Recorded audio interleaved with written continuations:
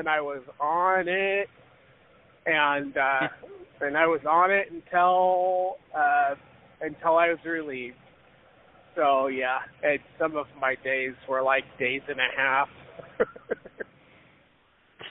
So anyway, Kim, where you been all this time? I was getting all the things checked off the list.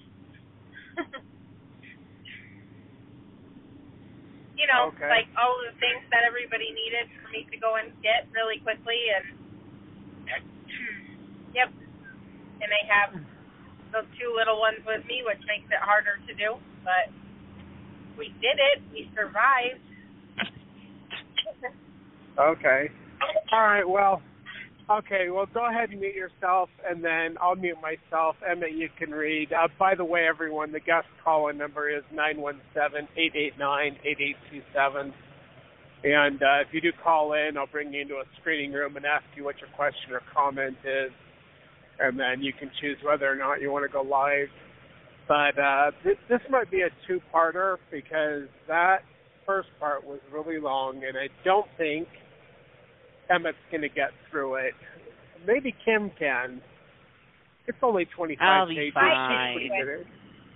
No, I can do it. I feel like what should happen is I'm pulling into the driveway, and I feel like Emmett should come and help get all the stuff out, and then I should be reading. I feel like Kim, that I would do a good job of that. Well, then you need to go in before. Yep. With my whatever. headset. Anyway. Okay, yeah. This too. I am taking a load Awesome. load to Castledale. So, and then I'm going back to the mine after that to Lila. So that's what's going on with me. All right, well, I'll mute myself. You guys figure it out. I just need somebody to read. Okay. So, Emmett, you start reading, and then Mom will figure it out, I guess. Yeah, I'll come take over. Okay. All right. Go ahead, Emmett. Okay, Chapter 9, wrong chapter. The Law of Moses. Only be thou strong and very courageous, that thou mayest observe to do according to all the law which Moses my servant commanded thee. Turn not from it to the right hand or to the left, that thou mayest prosper whithersoever thou goest. Joshua, chapter 1, verse 7. I think that's how Joshua is. And then there's like this little thing that's like a scale. It says Mosaic Law Justice. And then a just weight is his delight. Proverbs chapter 11, verse 1. And it's like this. So in the book Ensign to the Nations, which is what I'm reading Polygamy in the Bible out of, there's a bunch of little diagrams and stuff. There's like this little scale. Nobody is going to be able to see them unless they have the book, Emmett. And most people are going to be reading it online, so they're not going to be able to see what you're talking about. So just go ahead and read the text. All right, continuing on. Moses is known as the legislator, or the lawgiver for the house of Israel. This is no small title or honor, for he was responsible for governing nearly 4 million people for 40 years. That's a lot of people. Furthermore, his laws have proved to be a system of jurisprudence that has been a fountain source of much of the world's civilization. At least the most civilized nations of the world at least the most civilized nations of the world honor the greater portion of the laws of Moses. Bible scholars and students agree to the unchangeable nature of those laws. Zondervan Publishing House makes this remarkable but valid statement. Moses had no successor. He was the lawgiver, and the law which was given through him was not to change with the changing generations of men. Zondervan's Encyclopedia of the Bible, Volume 4, page 291. Spiritual laws like mathematical or scientific laws simply do not change. God vindicates this by saying he changes not. God cannot give laws which are constantly changing. There is a blessing or a result predicated upon every law, and men cannot achieve the same result or blessing by obedience to several different sets of laws. In the 10 Commandments, 4 are concerned with our attitude towards God, and 6 deal with our fellow men. Added to these basic 10 laws came further laws, statutes, and judgments. The book of Leviticus means law of the priests, and the book of Deuteronomy means repetition of the law. All of these laws were given to govern men by restraining evil through every conceivable condition in life. Paul the Apostle said that the law was our schoolmaster to bring us to Christ. I don't remember. I think it's Galatians. I don't remember that one. GAL, chapter 3, verse 24. And yeah, since that's not many Galatians. people... Yeah, I don't remember the abbreviations for a few of them. Continuing on. And since not many people are brought to Christ, that schoolmaster must continue in force. Also, it is only reasonable that when you have learned geometry, you are not obligated to forget or discard basic mathematics. Only a fool would think that because they believed in Jesus that they are no longer obligated to obey the 10 Commandments or any other commandments. Jesus made this very clear when he said, "Man shall live by every word that proceedeth out of the mouth of God." Matthew chapter 4, verse 4. Nowhere did Jesus name any laws of God that were no longer morally correct. Many of the moral laws and commandments of God included nearly every conceivable phase of marriage, or shall we say sexual rights and wrongs. Do you want me to read like that whole list of things, Dad? No, you can skip that. I mean, I already covered it in the other part of the program, so yeah, just jump over that part. Okay, so some of these were, and then there's a whole list of things, and now we're on page 79. Moses, the legislator of Israel, certainly understood all these laws, but is it possible that he did not understand, or that he forgot to give any laws pertaining to plural marriages? Absolutely not. Moses gave the laws of God, which governed plural marriage, and in some instances commanded it. A few, 6, will be considered on the following pages. Number 1, if he take him another wife, her food, her raiment, and her duty of marriage, shall he not diminish? Exodus chapter 21, verse 10.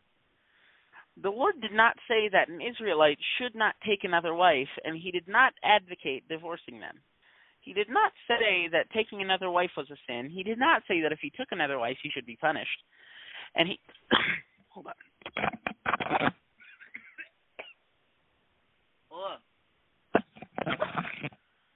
Oh, sorry, I had to cough really bad right in the middle of that. He did not say... You have a mute button on your headset. You don't need to throw your headset off to cough. It's a mute button. It's the top button on the earphone side. Okay. Continuing on. He did not say that if he took another wife he should be punished, and he did not say that there was a law against such a thing. He did say, her duty of marriage shall he not diminish.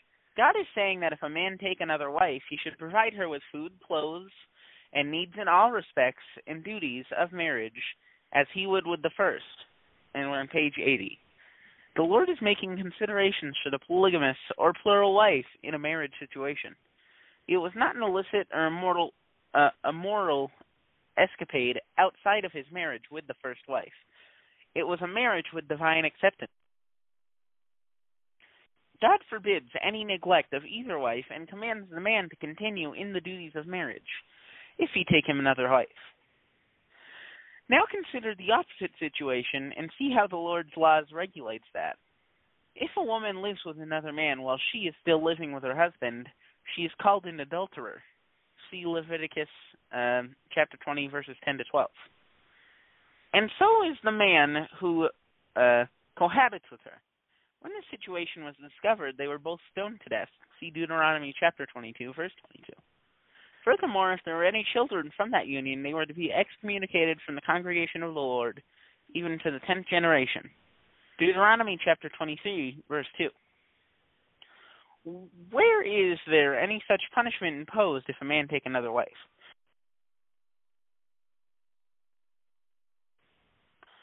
There is no such condemnation in the Bible. The law of polygamy says that wives and sons of both wives have all the rights and inheritances that are found in any monogamous marriage. See Deuteronomy chapter 21, verses 15 to 17. And now we're on to number 2. Dad, did you have anything to say? No, you're doing a good job. I'm about to get to the spur, so I'm going to be out of the truck for a little bit.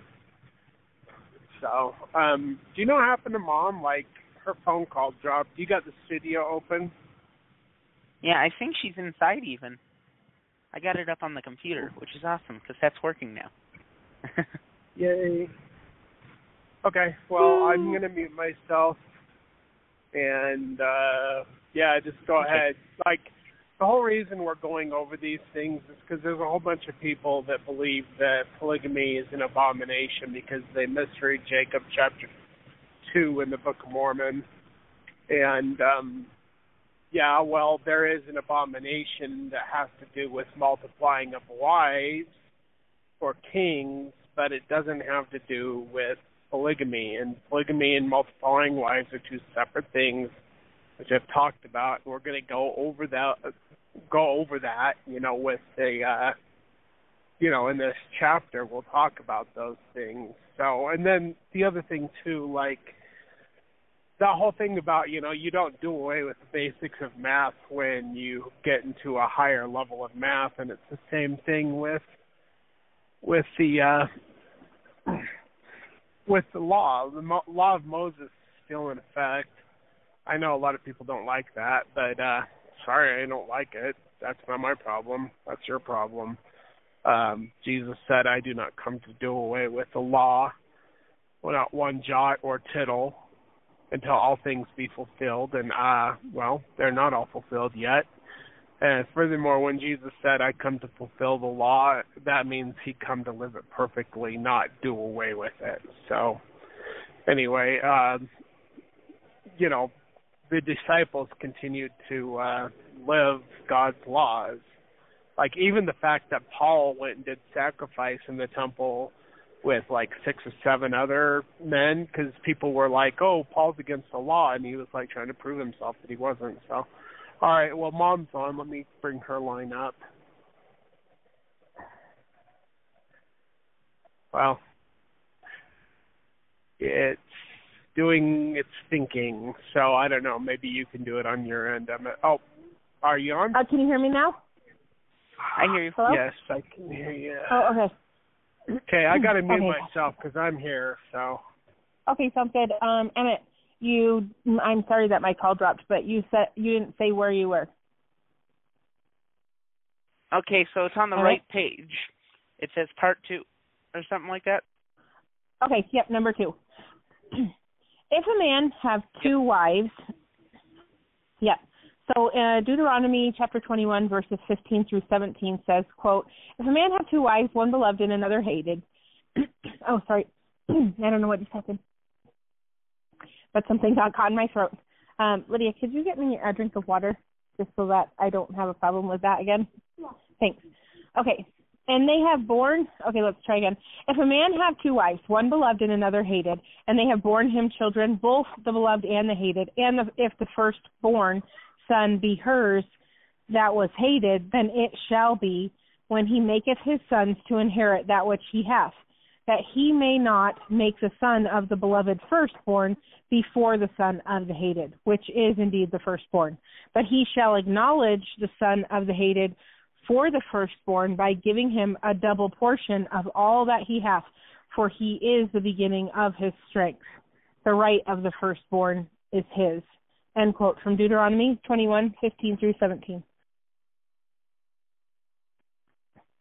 God begins this statute with, if a man have 2 wives, as though it might be a common thing, or that it is a situation occurring enough times that there must be regulations concerning it. The Lord presents a situation in which a man has 1 wife, that is beloved and another that is not. Then he explains that the latter, or her sons, will not lose anything in that marriage. Notice also that God calls them both wives. If he calls them so, then they were so. If it would have been an evil situation, he would not have designated them as wives in a marriage relationship. Also, notice that if the second wife bore the first son, that son was to inherit the rights of the family, even though the first wife had sons afterwards. God recognizes the legitimacy of the children by the second wife just as much as the first. I'm just going to take a sip of water. Thanks. Okay. Both the marriage of the second wife and the children of the second wife are divinely approved. It cannot be made any more plain or simple. However, if a man have two wives today, the man would probably be called an adulterer and the second wife an adulteress.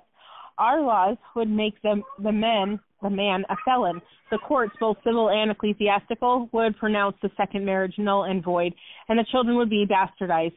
People in general raise their hands and howl that it is wickedness and outrageous. Little wonder that Paul wrote, "For the wisdom of this world is foolishness with God."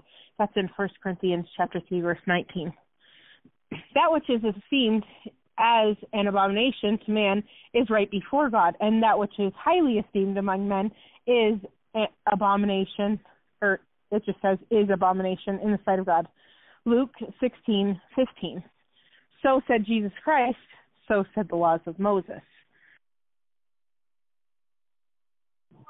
Okay, and we're on page 82 now. The Lord didn't rebuke the man for having two wives. Partiality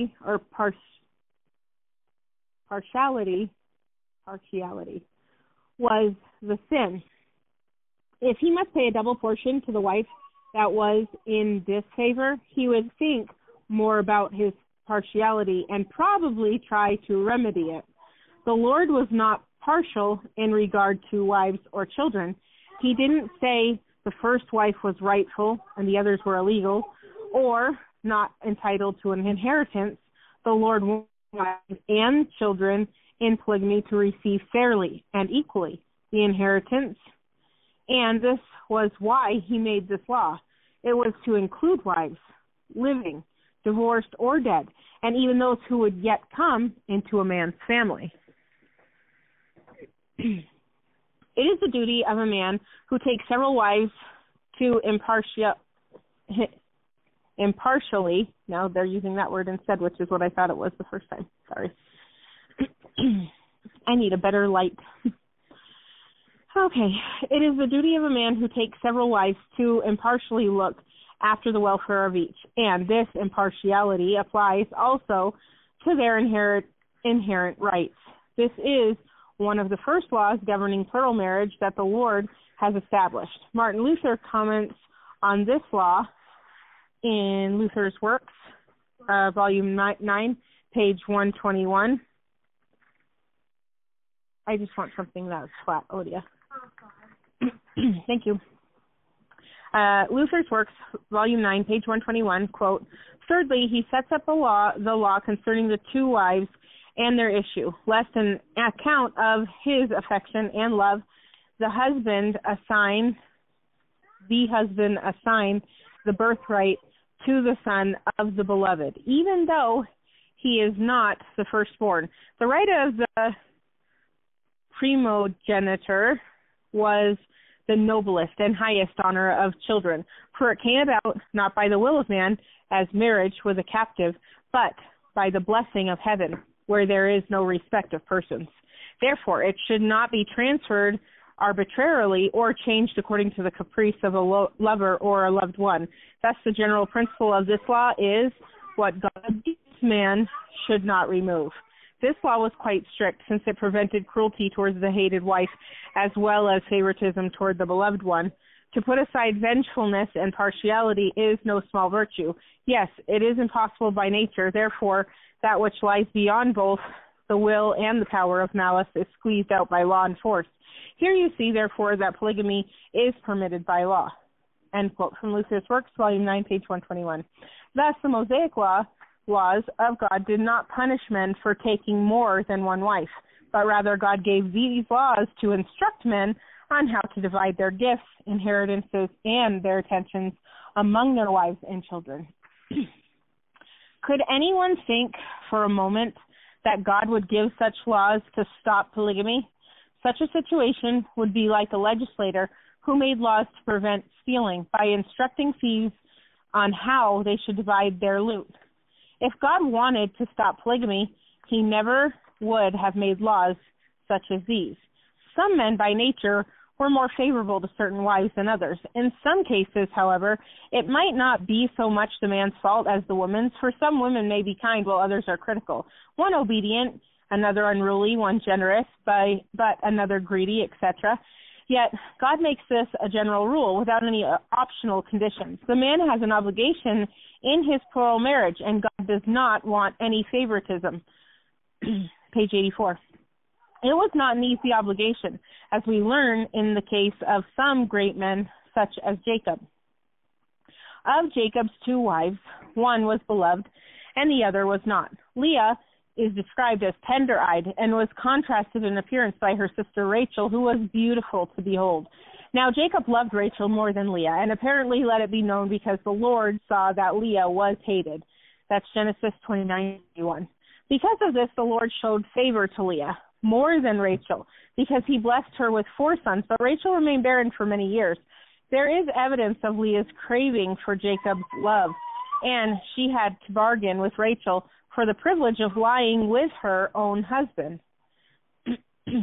Genesis chapter 30, verse 14 through 18. But she managed to obtain 6 sons and 1 daughter. Jacob once showed his favoritism by putting Leah ahead of Rachel in a caravan to keep Rachel away from Esau, whom he feared. But perhaps it balanced out in the end.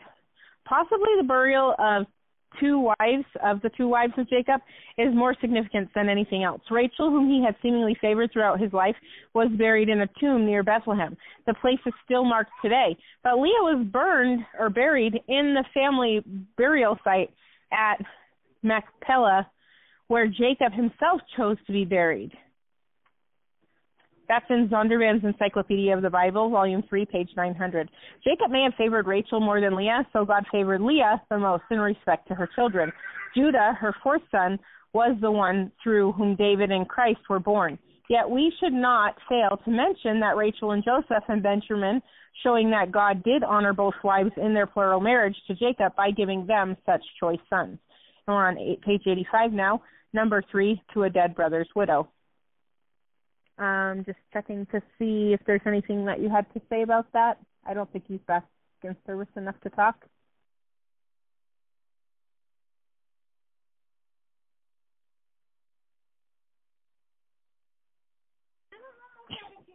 Okay. Number 3, marriage to a dead brother's widow. If brethren dwell together and one of them die and have no child, the wife of the dead shall not marry unto a stranger. Her husband's brother shall go in under her and take her to him to wife, and perform the duty of a husband's brother unto her. And it shall be that the firstborn which she beareth shall succeed in the name of his brother, which is dead, that his name be not put out of Israel. That's Deuteronomy 25, verse 5 through 6. This levirate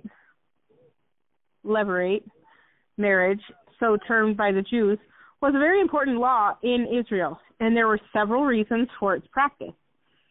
A brother marrying the widow of his dead brother was one of the ancient customs of Israel. The Mosaic law, in Deuteronomy 25, verse 5 through 10, provided for the possibility and necessity at the death of one brother to have his childless wife marry one of the surviving brothers. The first son of this union was to be regarded as the son of the dead brother. The purpose of the levirate marriage was, number 1, to prevent the name of the dead brother from being put out of Israel, Deuteronomy 25:6. Number 2, to restore the name of the dead to his inheritance, that's Ruth 4:5. Now we're on page 86. And number 3, to keep the family property intact. That comes from Zondervan's Encyclopedia of the Bible, Volume 4, page 99. If the brother of the deceased was already married, it did not relieve him from the responsibility of complying with that law. He was under the direct order of God to marry the widow of his brother to raise up a son unto him, that his name be not put out of Israel. A man didn't have much choice in the matter if he honored God's law. But suppose that the surviving brother had no wife at the time his brother died. The law said he must marry his brother's widow anyway and raise up a son for the inheritance of his brother. But what about his own posterity in his own name? Under this principle, he was also free to marry another wife or wives and raise up another family in addition. So this law of plural marriage was instituted so in both situations children could perpetuate their names in Israel. It is plain to see that this law is general in its application. It was not limited to unmarried men. It does not say her husband's brother shall take her to wife if he has no wife. There is no if or any other exemption. It included both married and unmarried men. Matthew, Mark, and Luke all give accounts of the Savior and the Sadducees speaking of this statute, but none of them gave any statement about changing or voiding it. The foremost Bible authority, Dr. Adam Clark, like most ministers of today, completely skipped over this text in his commentary on the Bible. Page 87. The continuation of a man's name and his property was considered a great blessing. David said, the children of the Lord's servant shall continue, and their seed shall be established before thee. That's Psalms 102, verse 28. To have that chain of posterity broken by death was a calamity. Therefore, the Lord made provisions in such conditions if the deceased had no brother living. It then fell upon the nearest relative to marry the widow. An example of this is given in the book of Ruth. Her husband was dead, and she had no children, nor any brother to marry her. Boaz, her husband's uncle, took Ruth for his wife in order to comply with this law. The scripture said it was done to raise up the name of the dead upon his inheritance, that the name of the dead be not cut off from among his brethren and from the gate of his place. That's Ruth chapter 4, verse 10. Remember that Boaz and Ruth became the great-grandparents of David. The ancient patriarchs before Moses also understood practiced this law. For example, Judah had 3 sons, Er, Onan, and Shelah. Er married a girl named Tamar. But because of his wickedness, Er died in his youth without a child. The father Judah knew the law of God in this regard and explained it to his son Onan. This is Genesis chapter 38, verse 8 through 10, quote, And Judah said unto Onan, Go in unto thy brother's wife, and marry her, and raise up a seed to thy brother. And Onan knew that the seed should not be his. He married her, but refused to give seed to his brother. And the thing which he did displeased the Lord, wherefore he slew him also. That's Genesis chapter 38, verse 8 through 10. Now we're on page 88. At this time, Shelah was too young to marry Tamar. So Judah required her to remain a widow at her father's house until Shelah was grown. This was the law of God among the patriarchs, even before it was repeated by Moses. More on Judah and Tamar is discussed later in this chapter. So God commanded the living brother to marry the widow of his deceased brother. Would God command his people in this law to enter polygamy if it were wrong, and then punish them for doing it? How peculiar to believe that men were told they would be punished if they did not keep this law, and then curse them because they did keep it. This is a clear and undisputed law that sanctioned polygamy. Number 4, marriage to foreign women. Did you have anything that you wanted to say or add to that? No, I'm just getting loaded here, getting my tickets so I can get out of here. Okay. I'm heading I just want to make sure because we're on number 4. Oh, you are? Yep. Way far away? Okay. Yep. Yeah, well, I was talking to Kent for a little bit, because he was trying to talk to me. Finally told him I had to get off and get onto the show. But like all these things that you're talking about right now are really important. And they're the nothing things new, like that, we've heard it before. Well, I know we have heard it before, but we are hoping to reach people who have not heard it before. Hold on, off scale. Anyway, but like, you know, all of these things were important. God never condemned polygamy other than he instructed them not to multiply wives. So I know he did condemn multiplying wives in the Book of Mormon. But that doesn't contradict what God shared in the Torah, you know. So, and the other thing too that drives me insane, like these people want to say, oh well, God, he nailed the Torah to the cross. Well, but then they pick and choose, like, well, you nailed the Torah to the cross, but we still got to keep these other laws. Well, I'm sorry, you can't have it both ways. Did he nail tithing to the cross? Did he nail the Sabbath observance to the cross? You know, like what other things do like modern Christians want to sit there and say, "Oh, he nailed it to the cross," but then they'll say, well, then I don't think they understand that like there was no New Testament when Jesus Christ was teaching. There was no New Testament when Paul was teaching. Everything that they taught came out of the Torah. Everything. So, yeah, he fulfilled the law, that he lived perfectly. That's what it means to fulfill the law. And he, he fulfilled the sacrifice, too, like the atonement sacrifice. So that doesn't need to be done anymore. But, like, the foundation of the higher law rests on the lower law, which is the law of Moses. So the only thing I have against the law of Moses is that the Jews added things to the Torah which were not part of the original law.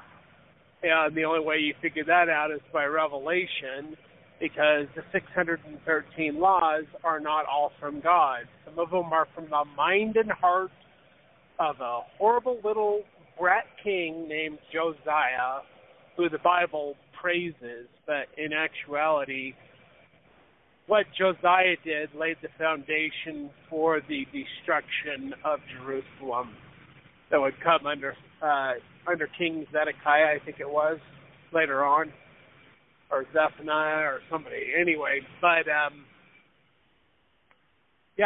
like the whole thing, like all of religion is full of crap that people have done to try to like modify God's law to make something out of nothing, or to make something that was important into nothing. So anyway, go ahead, Kim. I'll mute myself. Okay. Remember how I told you that Amberly said she had a headache and didn't feel good or something? Yeah. She's been conked out sleeping for I don't even know how long, since before I got here. Oh. She's exhausted. Well, so there's that too. Just saying. So she might be staying home tomorrow. That is what I'm thinking. Like, she's got all of the things going on. Okay, well, she knows where she can see, if she needs me to wake up and help her with things. So, okay, I'll mute myself. Go ahead. Okay. Okay, here we are. When thou goest forth to war against thine enemies, and the Lord thy God hath delivered them into thine hands, and thou hast, that might be supposed to be say thine, but it says shine, and thou hast taken them captive, and seest among the captives a beautiful woman that has... Does it say S-I-O-N? No, it says S-H-I-N-E, shine. Oh. Well, I don't that's know why if I you was know like, this or not, I don't know. but in Greek they would write it Cyan with an S instead of a Z. So sometimes when you see it, it's not a typo. It's just that's the way they wrote it in Greek. So, well, maybe. that's how it transliterates in Greek. Greek letters, whatever. It's all weird. But anyway, go ahead. Okay. This is from Deuteronomy 21, verse 10 through 13. Quote, "When thou goest forth to war against thine enemies, and the Lord thy God hath delivered them into thine hands, and thou hast taken them captive, and seest among the captives a beautiful woman, and hast desire unto her that thou wouldest have her to thy wife, then thou shalt bring her name to thine house, and she shall have her head, and pare her nails, and she shall put the raiment of her captivity from off her, and shall remain in thine house, and bewail her father and her mother a full month, and after that shalt go in unto her, and be her husband, and she shall be thy wife." Deuteronomy 21, verse 10 through 13. It is quickly perceived that when this statute was given, it did not say if an unmarried man goes to war. It merely said when thou goest forth to war. This is a general mandate, which is applicable to all the men in Israel. Similarly, it is the language of the Ten Commandments: thou shalt not kill, thou shalt not steal, etc. This was a law given to a nation that practiced monogamy and polygamy, and applied both to married and unmarried men. The only conditions upon which such a marriage was predicated was that she must shave her head, pare her nails, and mourn for a month. Then, whoever had taken her as a captive was free to marry her. Also, notice that whoever chose her for a wife was to bring her home to thine house. Yes, that's where it corrects it, to thine instead of thine house. Bring her home to thine house, which seems like the man might already have a home of his own. If anything, this law seemed to be bent more towards married men than it did single ones. Most of the soldiers in ancient Israel were married men. I don't know, that seems like a kind of weak argument. But anyways, Kim, you're number mumbling. 5. I don't understand what you just said. I just said that kind of seems like a weak argument. I mean, compared to all the other things that we've already discussed. I didn't hear what you just read because you started to mumble. Can you repeat whatever that? I don't know what you just read, so I don't know what it was that I didn't just hear. That's what I'm saying. You were mumbling. I'm asking you, how long did you not hear? Just that last part. Oh my gosh, it was just that last part. Also notice that whoever chose her for a wife was to bring her home to thine house, which seems like the man might already have a home of his own. If anything, this law seemed to be bent more toward married men than it did the single ones, because most of the soldiers in ancient Israel were married men. Oh, that's interesting, because, you can't... Well, most of the people in ancient Israel would get betrothed when they were young. So, and it was the duty of the son's parents to help build a house for the kids and his betrothed. So I think for the most part, I do know this, beyond speculation, that it was worse than murder to not marry. So any boy was already set apart to who he was going to marry. So Tevye and Fiddler on the Roof? Kim? Yeah, I do. Yep. Yeah, remember the song Matchmaker? Yes. That was a real thing. Matchmaker, find me a husband, whatever. Anyway, but they basically... Me a catch. Yeah, find me a catch. Gotta love Tevye. Well, that was Tevye's daughter, but anyway. But that was a thing. Everybody, kind of was assigned to who they were going to marry, you know. So, anyway, but thank you for repeating that part. I just, I don't know what the deal was, but it just sounded like you were mumbling, and I couldn't understand what it was you were saying. So I will mute myself. You're welcome. Now. Okay, we're on number 5. Okay. It says, additional wives as the spoils of war. Now, therefore, kill every male among the little ones, and kill every woman that hath known man by lying with him, but all the women children, that's what it says, all the women children that have not known a man by lying with him, keep alive for yourselves. That's Numbers 31, verse 17 through 18. With this law, the Lord made further provisions for polygamy among his people. This was a law allowing women who were taken as the spoils of war to be wives to the Israelites. One instance of this was a war against the Midianites. Moses told the men that of every tribe 1,000 throughout all the tribes of Israel shall ye send to war.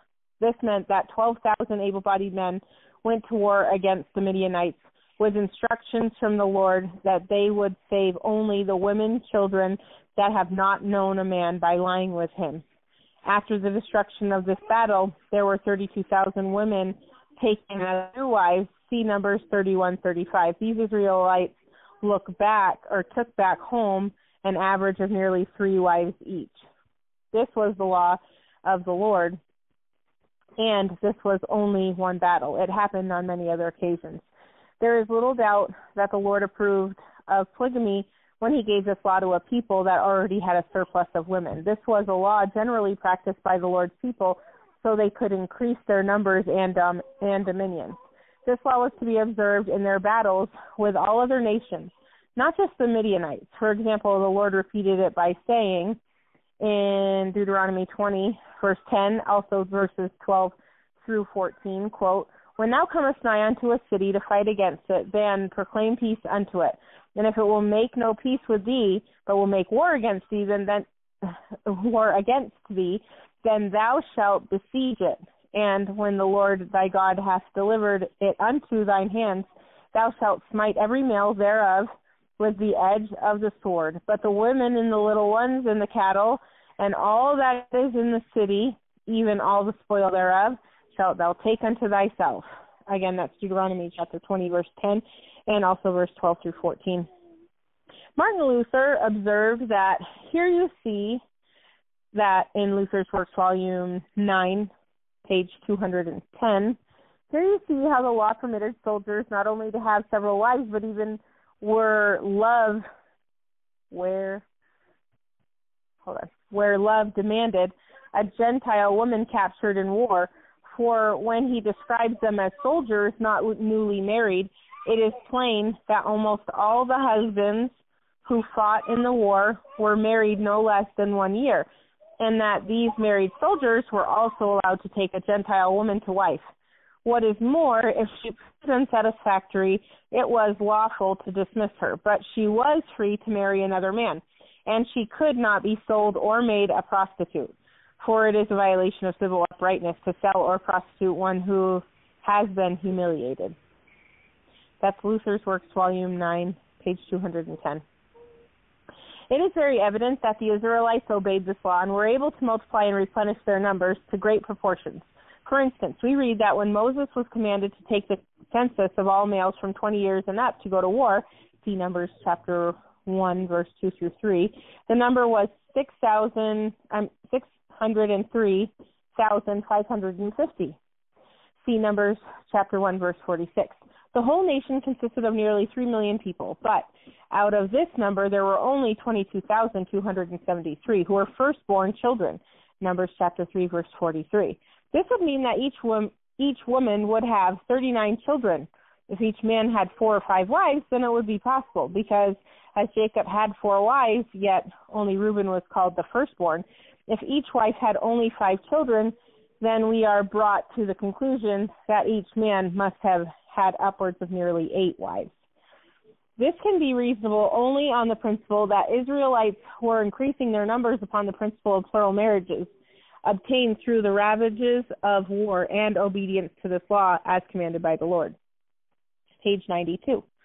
Why did the Lord command soldiers to preserve the females and not the males? Because the Lord wanted his people to have plurality of wives so they could raise up a numerous posterity quickly by men who would teach them the laws of God. These women brought unto Israel and into the families of polygamists were subject to the rules of Israel. They soon learned that such a man was worthy of respect and honor. It did not take them very long to appreciate good men, even though they had been brought into polygamy by such catastrophic conditions.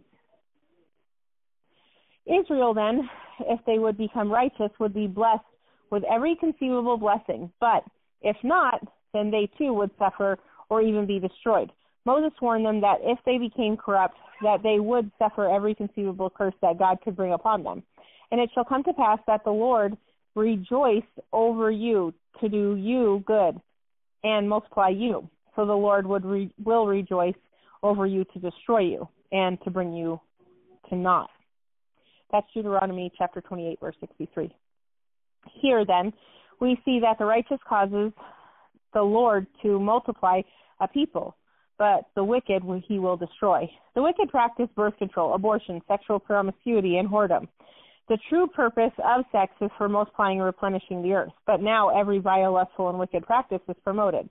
Children are usually the result of an accident rather than an intent, and are often thrown into orphanages or aborted. The result is a society of irreverent and wicked people, suitable for destruction.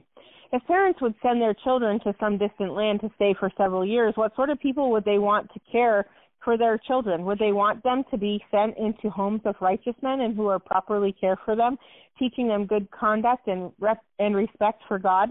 Isn't it only reasonable to send them to a friend rather than an enemy? Wouldn't they rather trust a dozen children to a good man rather than give one child to a wicked man? If earthly parents can feel such concern for their children, how much greater are the concerns of our Heavenly Father? What must he feel about his children who are born into families who do not honor him, nor believe in righteousness, nor the laws which he has given? No wonder the Lord gave this law for taking women out of the camps of the wicked and giving them to more honorable men. No wonder God provided this regulation as part of his law for plural marriage.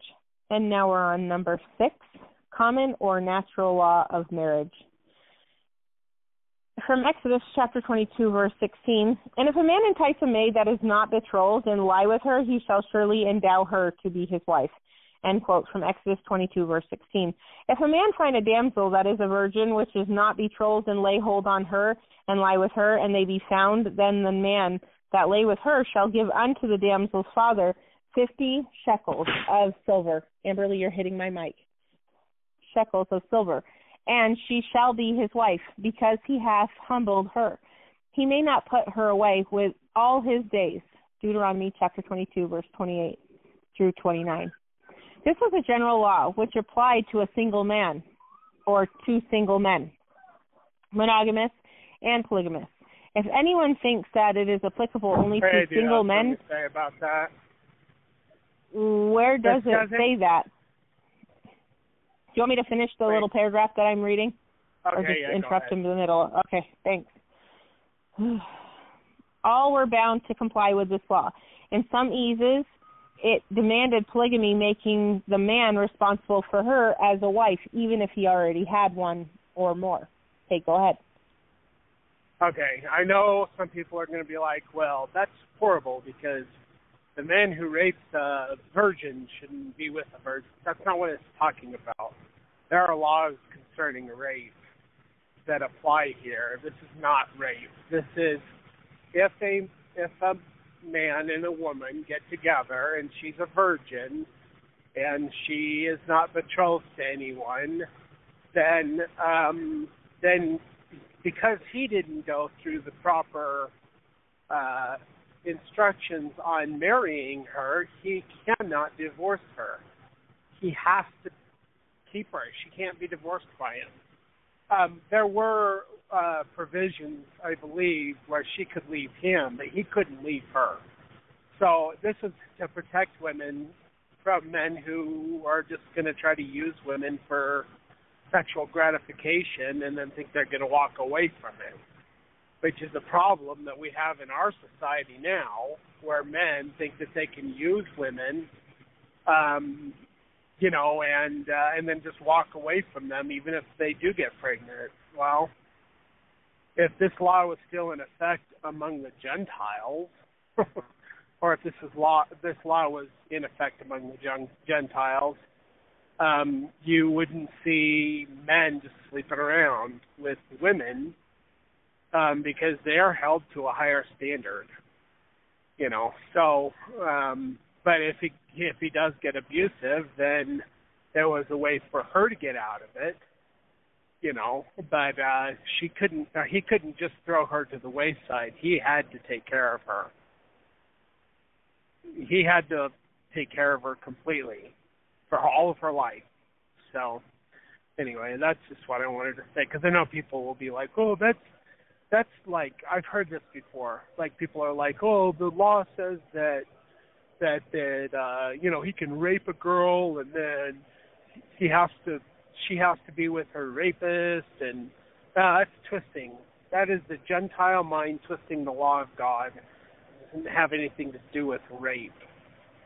So this is consensual sex between two individuals that it's talking about. I just wanted to throw that in there before anybody, because I've heard people try to say that crap about the law before, and it's just not true. So anyway, go ahead, Kim. Okay. Any man who took the virtue of a woman is under the legal obligation to accept her as a wife, and he may not put her away all his days. If this law was put into force today, it would immediately destroy all the houses of ill fame in the country. This was, in some instances, an open door for a woman to gain a man for her husband if she enticed him to cohabitation. This was done even before Moses received this law. A prime example of being the case of Judah and Tamar, as mentioned previously in this chapter, under marriage to a dead brother's widow. Poor Tamar was having a difficult time getting a family, so she disguised herself and enticed Judah into a family situation by getting pregnant by him. She had twins born to her, and Judah acknowledged that she has been more righteous than I, because that I gave her not to Shelah, my son. That's Genesis chapter 38, verse 28. One of these sons born to Judah and Tamar was Pharez, who was in the direct line of the ancestry of David and hence the lineage of Christ. See Matthew chapter 1, verse 3. Page 95. This is the natural law of consent or cohabitational marriage law, against which no legislation ration can be made. It is mutual consent and becomes unlawful state or marriage from which the man cannot back out or divorce the woman. By this law, no man could humble a girl and then abandon her. By our present laws, a man may seduce 100 girls and abandon them all without any penalty. By the laws of God, prostitution is impossible because the carnal knowledge relationship between a man and a woman is the law of being one flesh, and they are bound in marriage relationship by that union. Any child born in that union is justified to call the man his father and the woman his mother, whether or not a civil authority pronounced them man and wife. Under these ancient laws of God, no man would dare to seduce a girl and abandon her any more than he would dare murder her. The penalty could be the same. When a woman or virgin bestows her own person to a man of her choice with intent to be his, or if she is enticed or even seduced in the lineage of the scripture, she is a legal wife of that man from that moment. He then is bound by the law to maintain, protect, and provide for her as best he can, and he cannot put her away for the rest of his life. She is stamped by the law as his wife. This put the law and power into a woman's hands to make that man do justice and to bear his rightful responsibilities and obligations. This is the needed security and recompense which women are rightfully due. Page 96. In the scriptures, there are very few, if any, instances where ceremonial service was read over the marriage of men and women. We do have some information that in a few instances men of the priesthood did so, confirming the union of marriage, but in most cases this was not their privilege. The scriptures do not give any particular name for the relationship of a husband and a wife in the original Hebrew or Greek, but rather man and his woman. This next quote comes from Celisora, Reverend Martin Madden, Volume 1, page 329, quote, whereas the scripture has no specific name for the relation as husband and wife, but a man and his woman. When a man took a virgin, she became his woman, i.e., his property, not by any outward ceremony, but by the surrendering of her person into his possession. This either anticipatively by promise or betrothing, or actual by carnal knowledge, where no betrothing or espousal went before this, and this only made them one flesh. This did, and it ever must have the same effect in the sight of God, for he changeth not. End quote. From Celisora, Reverend Martin Madden, Volume 1, page 329. So when a man took a virgin to be his wife, she became his woman, not by a civil ceremony, a magistrate's certificate, or national authorization. It was by the surrendering of her person into his possession. This was either by some promise, priesthood sanction, betrothal, or by carnal knowledge. She became willfully and obediently his woman, and in the act of cohabitation, she becomes one flesh with him. This was as binding as any certificate or words upon a printed page, or sanctioned by some court of legal term. Paul the Apostle stood this doctrine and the preponderant weight of awesome consequence if it were not obeyed. For instance, he said, "What? Know ye not that which is joined to an harlot is one body? For two, saith he, shall be one flesh." That's 1 Corinthians chapter 6, verse 16. This is why he was preaching so tenaciously against fornication with harlots. Becoming one flesh with harlots is an adulteration of the flesh. This is a defilement of the body, or the temple of God. And said he, if any man defile the temple of God, him shall God destroy. For the temple of God is holy, which temple ye are. 1 Corinthians chapter 3, verse 17. Paul was teaching these laws of Moses. Hold on just one second.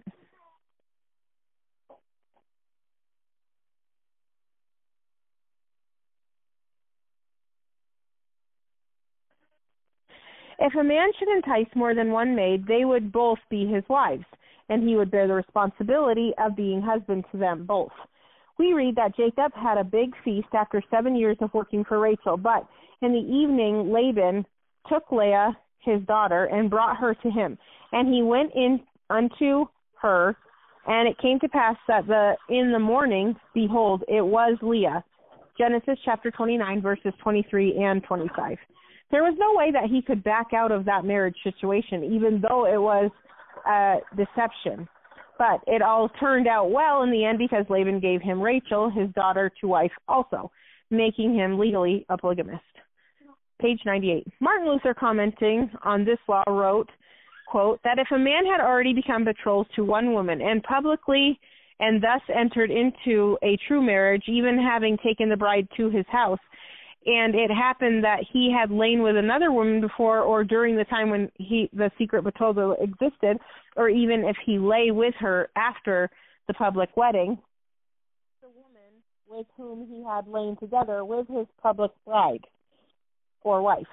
Yet this laying together in secret in anticipation of betrothal cannot be reckoned as whoredom, for it takes place in the name and with the intention of marriage, which spirit, intention, or name whoredom does not have. Therefore, there is a great difference between whoredom and lying together in secret with the intention of betrothed marriage. That's Luther's Works, volume 46, pages 291 and also 293. If a woman had promiscuous intercourse with different men, and any resulting child became spurious, and she was classed as an adulteress, and her child was classed as a bastard, see Deuteronomy 23, verse 2, This was different from a maid who was enticed by a man who was under the law to endow her to be his wife, whether she had a child from that relationship or afterwards. Thus different between whoredom or adultery, and this law of marriage called common law. And now we're on page 99, and I feel like you have something to say, but also we're almost done with this reading. Hold on. Guest call-in number is 917-889-8827. That's 917-889-8827, and we only have 1 minute left before the live streaming portion of the radio show comes to a conclusion. We'll go into overdrive just for a little bit. Nobody can call in if you don't call in now. So if you do have a question or comment concerning any of the things that we're talking about tonight, or anything to do with Mormonism, Judaism, or Christianity, call in now, or forever hold your peace. So that's 917-889-8827. Okay, I'll mute myself again. Thanks, Kim.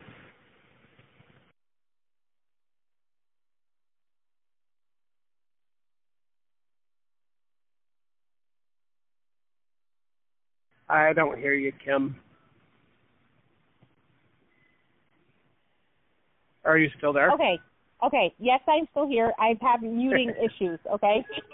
I thought that I muted myself, and then when you said, okay, Kim, I muted myself because I pushed the button. I was like, oh, now I'm muted. So then I unmuted myself, and then I was muted on the phone. So then I was like, wait a minute. Okay, issues. I just had some issues over that. Oh, my goodness. Okay, continuing on, 29. This statue was observed for many centuries. 2 other examples occurred in the lives of David and also his daughter Tamar. God did not allow David to put Bathsheba away. This act of cohabitation made their union complete and indissoluble. Dissoluble. Neither did David want to put her away. He therefore acknowledged her as a legal wife. The rape of Tamar by Amnon, David's son, was nearly as devastating a crime as the unpardonable, as her abandonment. After Amnon had raped her, he commanded her to go. She refused and properly said, "This evil in sending me away is greater than the other." That's 2 Samuel chapter 13, verse 16. It was the forceful rape, humiliation, and then adding the insult of divorce all within the hour that broke her heart. These were the laws of God. Any of the laws which brought men into polygamy in the days of Abraham were the same in the days of Moses. They were the same in the days of Jesus Christ, and they should be the same in the days of Ronald Reagan or all who follow afterwards. They are unchangeable and eternal. But with man-made laws, a principle could be legal in Greece but illegal in Rome. 10 centuries later, they could be legal in Germany but illegal in England. Then again, they could be legal in the United States, and 25 years later, they could be illegal in the same court. God remains constant with his laws, but man is fickle in this. Page 100. If God tolerated, allowed, or winked at men taking more wives than one because they lived in an inferior time, a backward society, or because they lacked sufficient light to have the gospel, why then did God punish with death the women who decided to have more than one husband? Think this over. The world loves its own laws, but usually hates the laws of God. See John 15:19 and Mark 7:9. As the world goes on in progress, it seems to go further away from the laws of God. Our progress leads to divorce, prostitution, widows, orphans, whoredom, unnatural affections, and finally, destruction. The papist with his Mass book, the Turk with his Quran, the Persian with this Zen book, the Hindu with the Krishna, and the Chinaman with Confucianism are some of the devices that draw men away from the laws of God that God gave to Moses. It is time to make another examination into the laws of God as given to Moses and the reasons why they were given. And now we're going to be on page 101, chapter 10, David, musician, soldier, king, and polygamist. Oh, that's perfect. Well, I thought we were going to have to do 2 parts, but we got through it. So thank you for reading, Kim and Emmett. You're welcome. I'm Yeah, here I'm too. like Hi. your Hello. superpower. Okay, I'm what like did your you say, Kim? superpower. Yeah. I'm like your superpower when it comes to reading. Like, I don't know if we're going to be able to do this. Well, maybe we can do this because she speaks way too fast and then also reads equally as quick. There were a couple things in there, though, that I was like thinking, I probably should have read this chapter ahead of time because my pronunciations, I was like, yeah, that doesn't seem right. But, oh well, we got through. Anyway, what did Emmett have to say? Oh, I said I'm here too. Hi. Oh, okay. Emmett, are you watching the studio? Yep. Anybody call in, or did anybody in the chat room say anything? No one called in. I'm reloading the chat again. Okay. Okay, to see if anybody's there. Yes.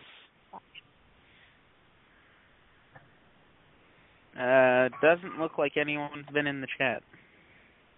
Okay. Well, we make ourselves available, so if people want to call in, that's great. If not, then that's fine too. So, all right. Well, I am almost pulling into Hunter Power down by Castledale, so I need to get off the phone anyway. But I guess we'll just go to the end of the program and play the music. So unless anybody else has anything to say. Anyone?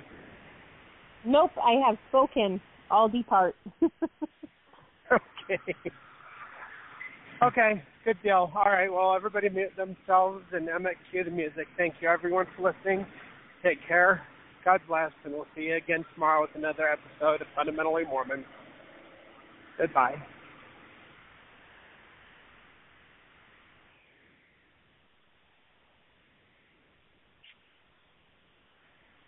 Cue the music, Emmett.